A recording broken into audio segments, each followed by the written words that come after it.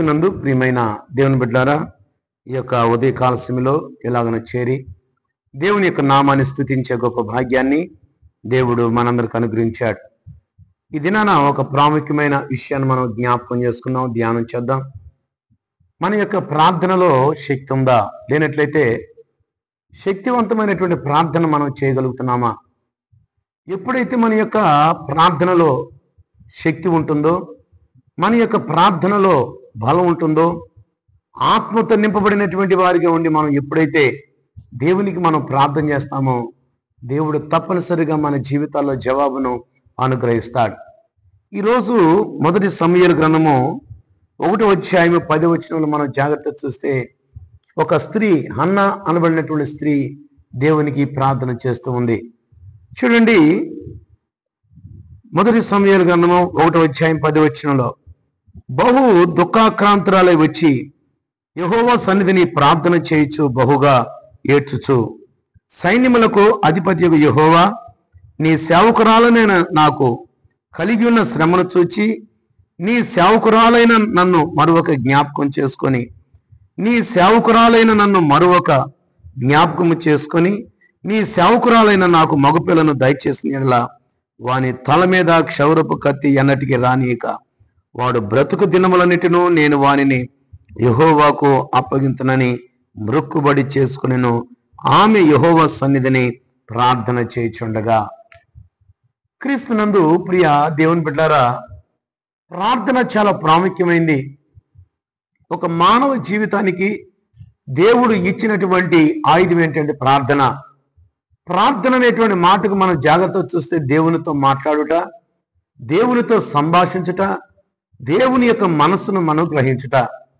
ఇక్కడ హన్నా షిలోహు అనబడినటువంటి ప్రార్థనా మందిరంలో దేవుని యొక్క సన్నిధానంలో కూర్చొని, దేవుని యొక్క మందిరంలో కూర్చొని ఆమె దేవునికి ప్రార్థన చేస్తూ ఉంది. ఏమని ప్రార్థన చేస్తుందంటే, సైన్యములకు అధిపతి యెహోవా, నీ సేవకురాలైన నాకు కలిగి ఉన్నటువంటి శ్రమను నాయనని చూడు. ఏ శ్రమ అయితే ఈ యొక్క స్త్రీ హన్నా కలిగి ఉందో, ఆ యొక్క శ్రమను దేవునికి జ్ఞాపకం చేస్తూ ఉంది. ఈరోజు మనం నేర్చుకునవలసినటువంటి సత్యం ఏంటంటే, శ్రమలలో ఉన్నప్పుడు దేవునితో మాట్లాడుతూ ఉంది, శ్రమలలో ఉన్నప్పుడు దేవుని వైపు చూస్తూ ఉంది. క్రీస్తునందు ప్రియమైనటువంటి దేవుని బిడ్డలారా, ఒక శక్తివంతమైనటువంటి ప్రార్థన, ఒక దేవుని యొక్క సన్నిధానంలో దేవునికి అంగీకారమైనటువంటి ప్రార్థన చేస్తూ ఉంది. ఈ ప్రార్థనలో ఉన్నటువంటి ప్రాముఖ్యత ఏంటంటే, ఒడంబడికతో కూడినటువంటి ప్రార్థన, నిబంధనతో కూడినటువంటి ప్రార్థన. ఈమె ప్రార్థన చేసింది, ప్రార్థన చేయటమే కాకుండా ఈ ప్రార్థనలో కనబడినటువంటి గొప్పతనం ఏంటంటే, దేవునితో నిబంధన చేసుకుంటా ఉంది, దేవునితో ఒడంబడిక చేస్తూ ఉంది. ఏమని ఒడంబడిక చేస్తుందంటే, అయ్యా, నాకున్నటువంటి శ్రమను చూచి ఎప్పుడైతే నువ్వు మరువకుండా నాకు నువ్వు సహాయం చేస్తావో అంటుంది. ఇక్కడ ఏమండి ఆ యొక్క నిబంధన ఏంటో తెలుసా? చూడండి, చక్కగా మనం చూస్తే, వాడు బ్రతుకు దినములన్నిటిలో నేను వానిని యెహోవానగు నీకు అప్పగింతునని మొక్కుబడి చేసుకునేను.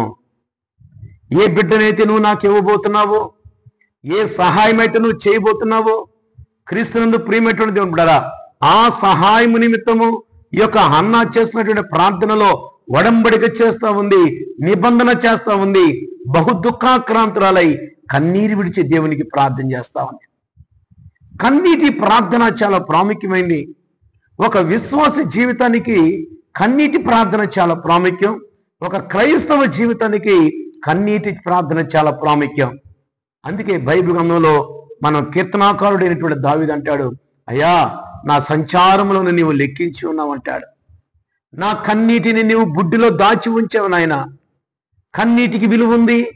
ఏ కన్నీటికి విలువ ఉందంటే, ఆరాధనలో కన్నీరు ఉండాలి, ప్రార్థనలో కన్నీరు ఉండాలి. దేవునితో మాట్లాడేటప్పుడు, దేవునితో సంభాషించేటప్పుడు, మన ప్రార్థనా జీవితానికి వెళ్ళేటువంటి మన జీవితంలో కన్నీటి ప్రార్థన. బైబిల్ గ్రంథంలో మన జాగ్రత్త చూస్తే అనేక మంది భక్తులు కన్నీరు విడిచి దేవునికి ప్రార్థించినప్పుడు దేవుని యొద్ద జవాబును పొందుకున్నట్లు మనం చూస్తాం. ఈ ఉదయకాల సమయంలో కూడా ప్రియ దేవుని బిడ్డ, ఆలోచించు. ఏ శ్రమలో నీవు ఉన్నావో నాకు తెలియదు, కానీ ఏ కష్టంలో నీవు ఉన్నావో నాకు తెలియదు, కానీ ఏ బాధలో నీవు ఉన్నావో నాకు తెలియదు, కానీ ఎటువంటి స్థితిలో నీ యొక్క జీవితం ఉందో నాకు తెలియదు, కానీ దేవుడు జ్ఞాపకం చేస్తున్నాడు. నువ్వు మోకరించి కన్నీరు విడిచి దేవునికి ప్రార్థన చేయి, దేవుడు తప్పనిసరిగా నీకు జవాబును అనుగ్రహిస్తాడు. హన్నా ప్రార్థన ఆలకించినటువంటి దేవుడు అంటే దాని అర్థం ఏంటి? ఈ యొక్క సందర్భం మనం చూస్తే బహు దుఃఖాక్రాంతురాలే వచ్చి యెహోవా సన్నిధిని ప్రార్థన చేయొచ్చు. యెహోవా సన్నిధిని అంటే మన యొక్క కుటుంబంలో కూడా దేవుని యొక్క సన్నిధానమును మనము కట్టుకునేటువంటి వారి ఉండాలి. మన యొక్క కుటుంబంలో నువ్వు మోకరించి దేవునికి ప్రార్థన చేస్తున్నప్పుడు ఆ యొక్క ప్రాంతం ఎలా ఉండాలంటే, నువ్వు ఏ స్థలంలో అయితే నువ్వు ప్రార్థన చేస్తున్నావో ఆ స్థలంలో మొట్టమొదటిగా నీవు స్తుతులు చెల్లించాలి, దేవునికి స్తుతులు చెల్లించాలి, దేవునికి నువ్వు నైవేద్యం చెల్లించాలి, దేవునికి నువ్వు బలియాగం చెల్లించాలి. ఎప్పుడైతే నువ్వు మోకరించి దేవునికి నువ్వు ప్రార్థన చేస్తావో ఆ యొక్క స్థలము పరిశుద్ధపరచబడి ఆ యొక్క స్థలము దేవుని సన్నిధిగా మార్చబడుతుంది. నీ యొక్క గృహంలో కూడా దేవుని యొక్క సన్నిధానమును మనము కట్టుకునే వారికి ఉండాలి.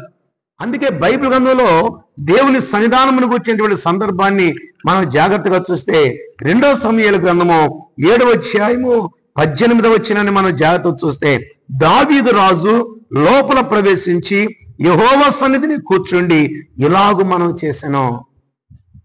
దావీదు కూడా దేవుని కృపను పొందుకున్న తర్వాత, దేవునికి ఆశీర్వాదాన్ని పొందుకున్న తర్వాత దేవుని యొక్క సన్నిధానంలో దావీదు దేవునికి ప్రార్థన చేస్తున్నాడు అంటున్నాడు. ఇక్కడ దావీదు రాజు లోపల ప్రవేశించి యెహోవా సన్నిధిని కూర్చుండి ఇలాగున ప్రార్థన చేస్తున్నాడు. ప్రార్థనలో మనం జ్ఞాపకం చేసుకోవాల్సింది ఏంటంటే, మనము దేవుని సన్నిధానమును కట్టుకోవాలి. అబ్రాహాము కూడా ఎక్కడ ఉంటే అక్కడ దేవుని సన్నిధానమును కట్టుకున్నాడు. దేవుని సన్నిధానం దేనికి సాదృశ్యం ఉందంటే బలిపీఠానికి సాదృశ్యంగా దేవునితో సహవాసం కలిగి ఉండాలి. హన్నా జీవితం యెహోవా సన్నిధిని కూర్చుండి ఆమె బహు దుఃఖాక్రాంతురాలై ఎప్పుడైతే దేవునికి ప్రార్థించిందో దేవుడు ఆమె యొక్క మొరను విన్నాడు. విన్న తర్వాత 19వ వచనం 1 సమూయేలు గ్రంథం 1వ అధ్యాయము 19వ వచనం చూస్తే, తరువాత వారు ఉదయమందు వేగిరమే లేచి యెహోవాకు మ్రొక్కి తిరిగి రామాలోని తన ఇంటికి వచ్చిరి. అంతటా ఎల్కానా తన భార్యగు హన్నాను కూడెను. యెహోవా ఆమెను జ్ఞాపకము చేసుకునేను కనుక హన్నా గర్భము ధరించి దినములు నిండినప్పుడు ఒక కుమారుని కని నేను యెహోవాకు మ్రొక్కుకొని వీనిని అడిగితననుకొని వానికి సమూయేలు అనేటువంటి పేరు పెట్టాను. క్రీస్తునందు ప్రియమైన దేవుని బిడ్డలారా, హన్నాను దేవుడు జ్ఞాపకం చేసుకున్నాడు. బైబిల్ గ్రంథంలో రాయబడినటువంటి సత్యం ఏంటంటే అంటున్నాడు ఇక్కడ, యెహోవా ఆమెను జ్ఞాపకము చేసుకున్నాను కనుక. ఆమెను జ్ఞాపకం చేసుకోవడానికి గల కారణం ఏంటంటే, అన్న దేవుని సన్నిధానంలో కూర్చొని దేవునికి ప్రార్థన చేస్తా ఉంది, కన్నీరు విడిచి దేవునికి ప్రార్థన చేస్తా ఉంది, దేవునితో మ్రొక్కుబడి చేసుకుంది. దేవుని శ్రమలలో దేవుని వైపు చూస్తూ ఆమె ప్రార్థించినప్పుడు దేవుడు హన్నా ప్రార్థన ఆలకించాడు. ఎప్పుడైతే దేవుడు హన్నా ప్రార్థన ఆలకించాడో అప్పుడు ఆమె గర్భవతిగా మార్చబడింది. అప్పుడు ఆమె ఒక కుమారుని కన్నది. ఆయన పేరు సమూయేలుగా మనం చూస్తాం. సమూయేలును దేవుడు దీవించాడు, ఒక ఉన్నతమైనటువంటి స్థితిలో ఉంచాడు. కాబట్టి ఉదయకాల సమయంలో మన జీవితంలో కూడా శక్తివంతమైనటువంటి ప్రార్థన, మన ప్రార్థనలో శక్తి ఉండాలి, మన ప్రార్థనలో బలం ఉండాలి, నీ ప్రార్థనలో కూడా శక్తి ఉండాలి. ఈ యొక్క ఉదయకాల సమయంలో దేవుడు మనకు జ్ఞాపకం చేస్తున్నాడు. ఈ మాటల చేత మనము దీవించబడదాం. చిన్న ప్రార్థన చేసుకున్నాం. స్తుతికి కారణభూతుడా మీకు వందనాలు. ప్రేమ నమ్మకం కలిగిన మా తండ్రి మీకు వందనాలు చెల్లిస్తున్నా. ఎత్తుబడిన మాటలు వ్యర్థంగా పోకుండా 30 60 100 ఫలింపదాయిచ్చామని ఈ మాటలు నాయన నీ బిడ్డలు విని శక్తివంతమైనటువంటి ప్రార్థనా పరులుగా మార్చబడేటువంటి కృపదాయిచ్చామని మా ప్రభు అయిన యేసుక్రీస్తు నామమున అడిగి వేడుకుంటున్నాం మా తండ్రి, ఆమెన్.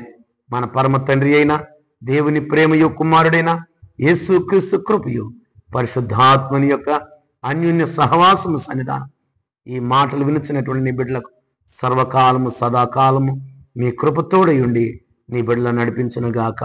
ఆమెన్.